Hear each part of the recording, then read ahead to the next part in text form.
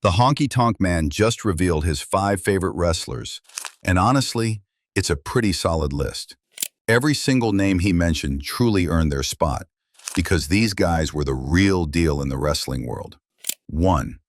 Hart. Jimmy Hart and the Honky Tonk Man were a match made in wrestling heaven. When you think about Honky's unforgettable run as the Intercontinental Champion, you can't leave out the mouth of the South, Jimmy Hart. He wasn't just a manager waving a megaphone.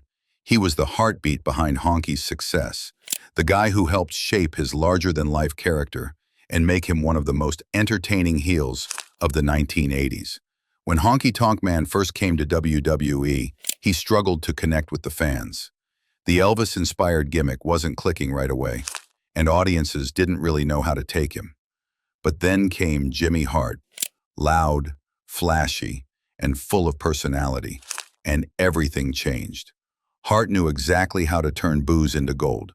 With his constant chatter, wild suits, and that ever-present megaphone, he brought the kind of energy that made people either love to hate them or just love the show. Together, they created a perfect blend of comedy, arrogance, and showmanship that fit right into the golden age of wrestling. Honky often credited Jimmy Hart for helping him find his groove. Hart handled the behind-the-scenes details, kept the gimmicks sharp, and even helped with the little things: promos, interviews, timing, and keeping Honky focused. They were more than just a wrestler-manager combo. They were business partners and friends who understood the power of presentation. Whenever Honky strutted down the aisle with that guitar in hand, Jimmy was right there, hyping him up and making sure the spotlight never left him. Even after their on-screen run ended, the Honky Tonk Man never shied away from praising Hart. He said in interviews that Jimmy Hart was one of the smartest minds in wrestling, someone who always knew how to get the most out of his talent. And looking back, it's easy to see why. Their partnership produced one of the most memorable Intercontinental Championship reigns of all time, one that still gets talked about decades later. 2. Koko B. Ware. These two were friends from the early days, grinding it out in the Southern wrestling circuit when fame and big paychecks were still just dreams. They trained together, traveled together, and shared the kind of bond that only comes from those long car rides and small-town shows where wrestlers learned the ropes the hard way. In the early part of their careers, Honky and Koko teamed up as part of the Blonde Bombers, along with Larry Latham, and that's where they started to really click as a duo. They had great chemistry. Both were athletic, charismatic, and could make the crowd react whether they were playing heroes or villains. Their teamwork helped them build confidence and set the stage for bigger things down the line. Even back then, Honky knew Koko was something special. He's talked about how Koko's energy and natural charisma made him stand out, and how he learned a lot just by watching the way Koko connected with fans. When they both ended up in the WWF, it felt like a full circle moment. The company later teased pairing them up again, most famously with the rhythm and blues concept.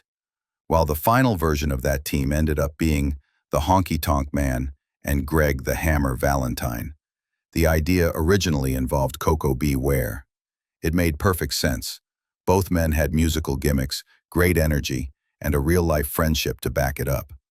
Even though it didn't officially happen in that form, fans could always feel the genuine respect between them. Off-screen, the Honky Tonk Man always spoke highly of Koko. He admired Koko's in-ring ability, his work ethic, and how he carried himself despite not always getting the spotlight he deserved. They remained close friends long after their WWF days, often appearing together at conventions and interviews, still laughing and joking like the old days. 3.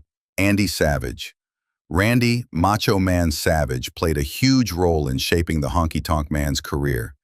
Even if their on-screen relationship was built entirely on hate, their feud wasn't just another storyline. It was the rivalry that helped turn the Honky Tonk Man into one of the most entertaining villains of the 1980s. As Honky himself has often said, every great heel needs an equally great babyface to push against, and Savage was exactly that. When Honky first started to catch fire as the cocky, guitar-swinging showman, he needed a strong opponent to make fans truly despise him. Enter Randy Savage, one of the most beloved wrestlers in the WWF at the time. Savage's charisma, intensity, and connection with the crowd were unmatched. So when Honky began insulting him, running his mouth, and bragging about being the greatest intercontinental champion of all time, fans were quick to rally behind the Macho Man. That's exactly what Honky wanted. Savage's star power elevated Honky's heel character to another level. Their matches told a great story. Savage chasing revenge, and Honky doing everything possible to escape with his title. Whether it was hiding behind Jimmy Hart, using his guitar as a weapon, or slipping out of the ring at the last second, Honky perfected the art of being the cowardly heel. And Savage was the perfect foil, fierce, explosive, and unpredictable. Every time they faced off, the crowd was electric. People didn't just want Savage to win, they wanted to see Honky get what was coming to him. Behind the scenes, though, there was mutual respect. The Honky Tonk Man has said that working with Randy Savage was one of the best experiences of his career. He admired Savage's work ethic and how seriously he took every detail, from his promos to his ring psychology. Honky also knew that being paired with someone of Savage's caliber gave him credibility. Fans now saw him as a legitimate main event heel, not just a gimmick act. Even years later, Honky still spoke fondly of that feud. He knew those moments with Savage, the chaos, the tension, the guitar shots, and the crowd reactions were what cemented his place in wrestling history. It wasn't just about being the villain. It was about playing opposite one of the best baby faces the business ever saw. And Randy Savage made the Honky Tonk Man's character truly unforgettable. 4. Hake Roberts. It all started when Honky Tonk Man cracked Jake Roberts over the head with his guitar during a segment on the Snake Pit. That single moment turned into one of the most talked about angles of the era, partly because it was real.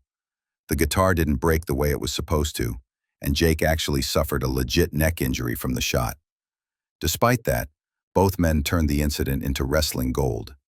Jake came back for revenge, while Honky bragged about what he'd done, strutting around with his title and taunting the Snake every chance he got. Their feud captured everything that made wrestling so compelling back then.